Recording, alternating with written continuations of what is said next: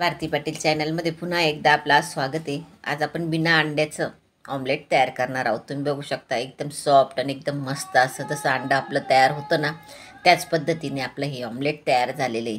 तेही बिना अंड्याचं मस्त एकदम मऊ आणि सुटसुटीत असं तयार झालेलं आहे। चवीलाही तसंच लागतं। तर चला मग रेसिपीला सुरुवात करू। तर त्यासाठी एका भांड्यामध्ये जवळजवळ एक सपाट वाटी आपण बेसन पीठ घेतलेलं आहे आणि त्यातच आपल्याला 4 चमचे मैदा टाकून घ्यायचा आहे। बेकिंग पावडर टाकायची 1 चमच्याभर आणि मीठ टाकायचं आहे चवीनुसार। मीठ पण टाकून घेऊ, चवीनुसार मीठ टाकायचं आहे। आणि नंतर मग त्याच्यातच आपण बारीक चिरलेला कांदा, टोमॅटो, कोथिंबीर आणि हिरवी मिरची हे टाकायची। आता बरेच लोक लसूणही टाकतात। तुम्हाला लसूण पाहिजे तर तुम्हाला फ्लेवर आवडत असेल तर तुम्ही टाकू शकता।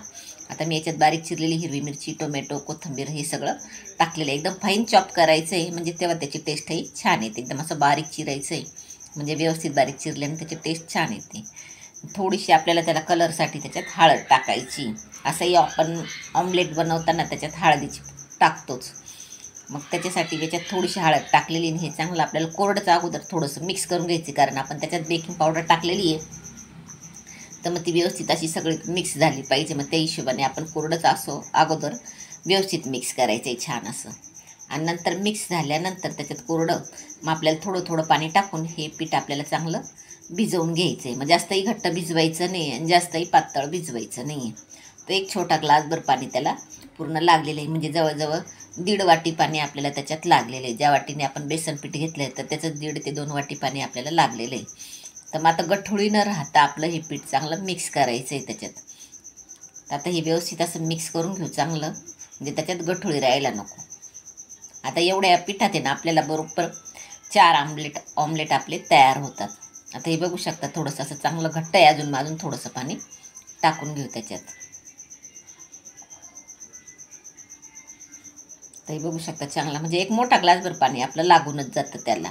आता तवा आपण तापायला ठेवलेला आहे। तर तवा कोणताही घेऊ शकता तुम्ही, फक्त त्याला चांगला तापू द्यायचा आहे आणि त्याच्यावर तेल टाकून घ्यायचं आहे। ऑमलेट करताना आपण तेल भरपूर टाकतो, तसं तेल आपल्याला त्याच्यात भरपूर टाकून घ्यायचं आहे। तेल चांगलं सगळ्या साईडने असं व्यवस्थित असं पसरवून घ्यायचं आहे।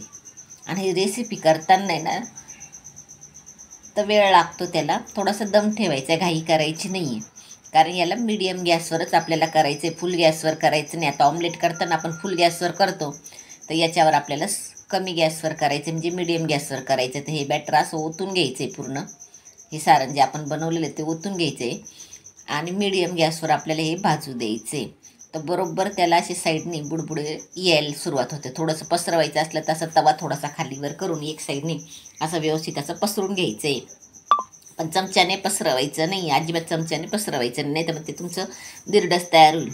तर ऑमलेट करायचं म्हटलं तर याच पद्धतीने असं थोडंसं हलवून घ्यायचे, थोडंसं जाडसरच ठेवायचं आहे ते आणि असं तव्यानेच तवा हलवूनच ते व्यवस्थित असं पसरून घ्यायचं आहे आणि तेल सोडून घ्यायचं आहे त्याला साईडने।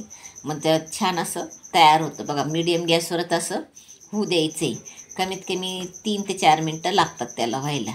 मग आता बघू शकता हे असं थोडंसं काठ सोडायला लागलेलं आहे, अशा पद्धतीने साईडने लगेच काठ त्याचे वर यायला लागलेले आणि असे त्याला जसे ऑमलेटला येताना तसे तसे बुडबुडे यायला तयार झालेले त्याला।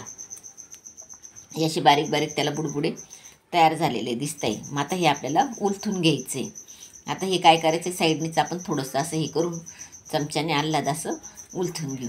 मग आता हे बघू शकता एकदम छान असं वरच्यावर आपलं निघून झालेलं आहे, हे बघू शकता एकदम मस्त असं। मग हे आल्हाद आपल्याला उलथवायचं आहे, कारण ते एकदम सॉफ्ट आहे। तुम्ही जर जास्त त्याला असं घाई केलं तर मग ते तुटू शकतं ते। मग आता दोन्ही साईडने आपल्याला हे असं मीडियम गॅसवरच असं खरपूस असं व्यवस्थित असं भाजून घ्यायचं आहे। आता हे बघू शकता हे पण मीडियम गॅसवरच हळूहळू प्रोसेसवर भाजायचं आहे, जास्त असं लालसर वगैरे भाजायचं नाही, मग ते जळून जातं। आता हे बघू शकता असं छान असं खरपूस दोन्ही साईडने व्यवस्थित असं खालीवर करून व्यवस्थितने असं दोन्ही साईडने भाजून घेतलेलं आहे।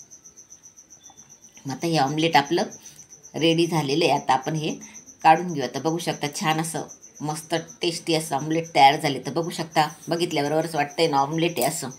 तर मस्त असं हे ऑमलेट आपलं तयार झालेलं आहे। मग पुन्हा आपण तुम्हाला दुसरं तयार करून दाखवते। याच पद्धतीने असं बॅटर टाकून घ्यायचं आहे त्याच्यावर।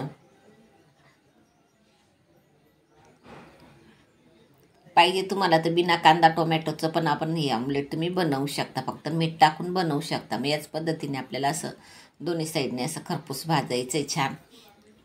जास्तही म्हणजे लालसर करायचं नाही, असं थोडंसं हे करायचं. पण भाजलेलं लगेच समजतं त्याच्यात रेडी झालं आहे का ते, आणि एकदम सॉफ्ट असं तयार होतं. जसं ऑमलेट येतं ना अंड्याचं तसंच तयार होतं हे. तर मस्त असं हे तयार झालेलं आहे, बघू शकता. याच पद्धतीने आपण सगळे ऑमलेट तयार करून घेणार आहोत. तर 3 ते 4 ऑमलेट आपले तेवढ्या बॅटरमध्ये आपले हे सगळे तयार होतात. तर बघू शकता एकदम छान असे सॉफ्ट असे एका बोटाने तुटेल असं हे ऑमलेट आपलं तयार झालेलं आहे. तर फ्रेंड्स, रेसिपी आवडल्यास चॅनलला लाईक शेअर सबस्क्राईब नक्की करा. आणि बिना अंड्याचं ऑमलेट ही रेसिपी नक्की एकदा तरी ट्राय करून बघा. तर मस्त अशी आपली ही बिना अंड्याचं ऑमलेट रेडी झालेलं आहे. तर नक्की एकदा तरी ट्राय करा आणि रेसिपी आवडल्यास लाईक शेअर सबस्क्राईब नक्की करा.